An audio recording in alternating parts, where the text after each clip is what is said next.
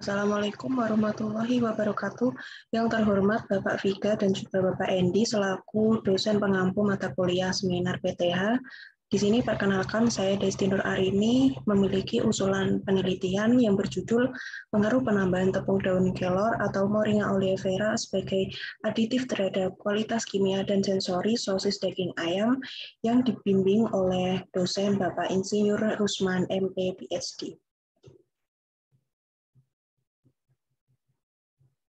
Latar belakang penelitian ini yaitu yang pertama, sosis dibuat dari bahan dasar yaitu daging ayam. Nah, daging ayam sendiri ini merupakan salah satu hasil peternakan yang memiliki kandungan nutrien yang lengkap serta memiliki kelebihan lain yaitu memiliki harga yang terjangkau serta mudah didapatkan. Nah, untuk kandungan nutrien yang terdapat di daging ayam sendiri itu yaitu daging ayam memiliki kandungan protein sebesar 18,20 gram, lemak sebesar 25 gram, serta kandungan kalori sebesar 404 kilokalori per 100 gram daging ayam. Nah, tingginya kandungan nutrien dari daging ayam tersebut, maka rentan sekali daging ayam mengalami masa simpan yang pendek serta rentan mengalami pencemaran mikroba. Untuk itu, perlu dilakukan tindakan preventif, yaitu seperti melakukan diversifikasi pangan dari daging ayam tersebut, yaitu contohnya sosis. Nah, sosis sendiri itu merupakan campuran daging halus dengan tepung atau pati, atau penambahan dari bumbu yang digunakan atau tanpa bumbu yang kemudian diizinkan dan dilanjutkan kemudian untuk dimasukkan ke dalam selongsong sosis. Nah, kandungan nutrien dari sosis yang tinggi ini diharapkan nantinya apabila ditambahkan dengan bahan lainnya seperti bahan pendukung atau bahan aditif, yaitu dapat meningkatkan nilai nutrien dari sosis tersebut. Salah satu bahan yang dapat digunakan sebagai bahan aditif pada proses pembuatan sosis yaitu tepung daun kelor. Nah, daun kelor sendiri itu merupakan tanaman yang sering ditemui di pemukiman warga yang masih awam pada proses pemanfaatannya. Untuk itu, dengan nilai nutrien yang didapat dalam tepung daun kelor ini, yaitu protein sebesar 5,1 gram, zat besi sebesar 6 mg, kalsium sebesar 1077 mg, serta lemak yang cukup rendah, yaitu hanya 1,6 gram. Tingginya kandungan nutrien yang ada di tepung daun kelor ini harapannya apabila dicampurkan dengan sosis daging ayam yang juga memiliki nilai nutrien yang tinggi, maka dapat menghasilkan suatu inovasi diversifikasi pangan hewani yang memiliki kualitas nutrien yang lebih baik.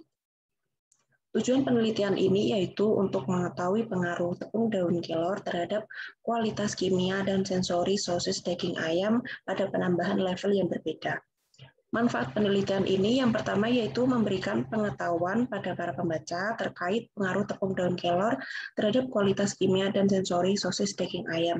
Yang kedua yaitu memberikan pengetahuan kepada pembaca atau masyarakat terkait formulasi penambahan level tepung daun kelor yang baik dan tepat pada sosis daging ayam.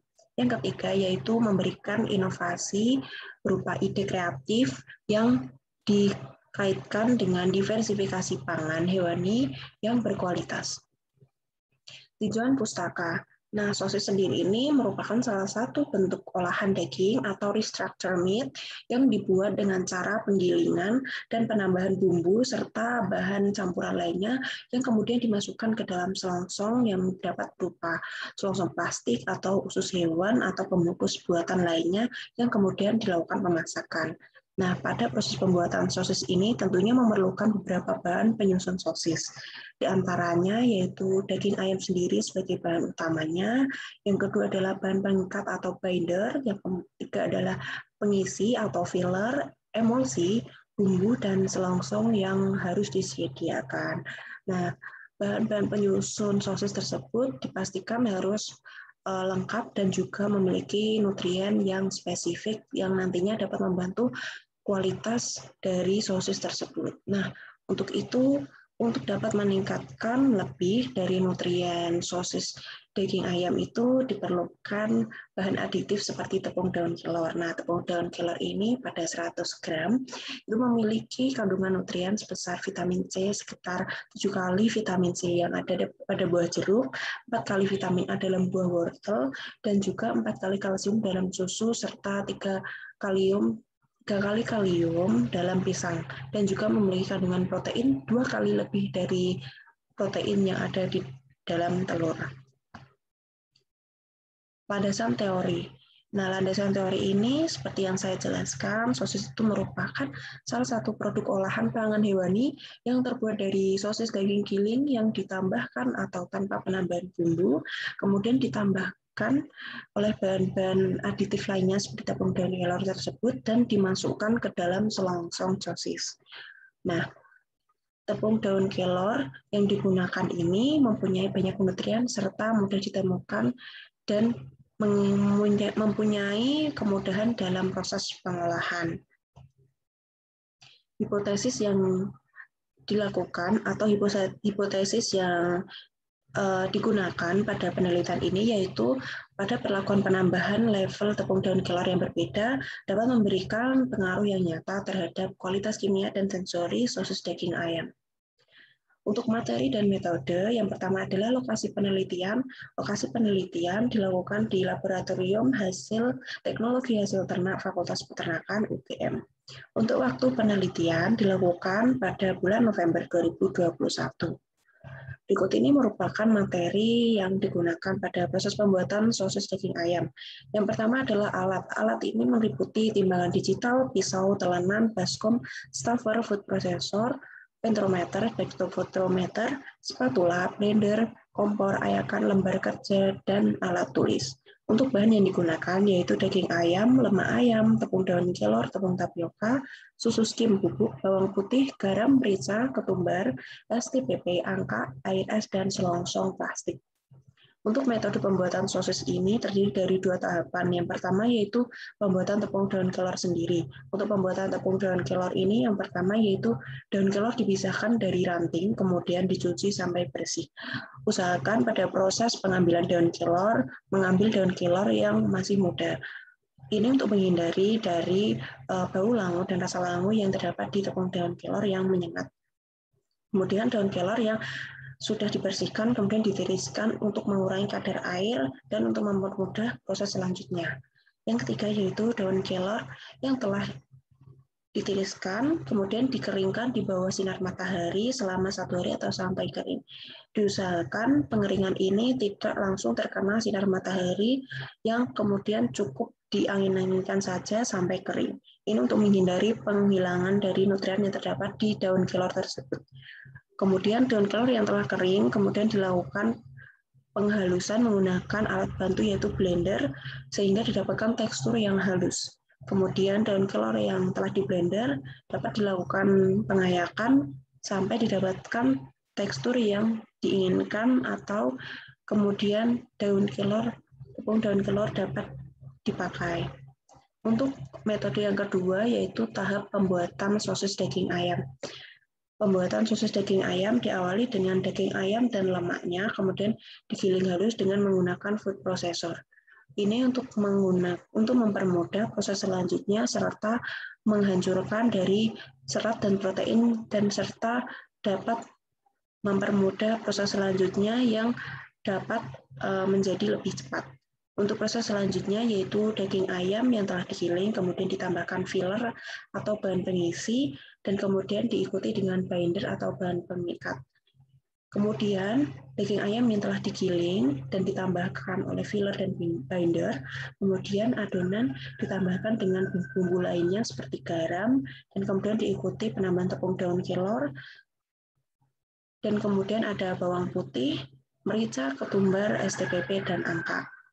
Adonan yang telah ditambahkan beberapa bahan tersebut kemudian dihaluskan selama 30 menit yang kemudian sambil ditambah air es, tujuannya untuk mempertahankan dan meminimalisir adanya peningkatan suhu setelah melakukan proses pencampuran adonan tersebut. Kemudian adonan sosis siap diisi ke dalam selongsong yang disebut juga pada proses stuffing. Sosis yang telah dimasukkan ke dalam selongsong kemudian dapat diproses dengan menggunakan metode pemasangan steaming selama 30 menit pada suhu 100 derajat Celcius. Sosis yang telah matang kemudian diangkat dan ditiriskan, serta selanjutnya dapat dilakukan proses pengujian selanjutnya. Pengujian yang dilakukan pada sosis meliputi kualitas kimia dan kualitas sensoris. Untuk kualitas kimia, pengujian sosis ini dilakukan menggunakan food scan, yaitu dengan cara mengambil beberapa sampel dari sosis tersebut, sekitar 30 gram sosis, kemudian dimasukkan ke dalam cairan Petri dan kemudian dibaca oleh food scan terkait kandungan nutrien yang terdiri dari air, protein, dan lemak pada sosis. Kemudian untuk pengujian kualitas sensori sosis daging ayam tersebut dilakukan pengujian pada 25 panelis yang berumur di atas 15 tahun dan meliputi parameter sensoris yaitu aroma, rasa, tekstur, serta daya terima dari produk sosis daging ayam tersebut. Analisis data yang digunakan pada pengolahan hasil yang didapatkan yaitu menggunakan rancangan acak lengkap pola searah, dan apabila dari analisis tersebut masih terdapat perbedaan, maka akan dilakukan analisis lanjutan menggunakan Duncan's New Multiple Range Test. Berikut ini merupakan daftar pustaka yang saya gunakan untuk mengutip beberapa bahasan yang terdapat di PPT ini. Cukup sekian presentasi dari saya terkait pemaparan usulan seminar, usulan proposal penelitian saya. Kurang lebihnya saya mohon maaf. Wassalamualaikum warahmatullahi wabarakatuh.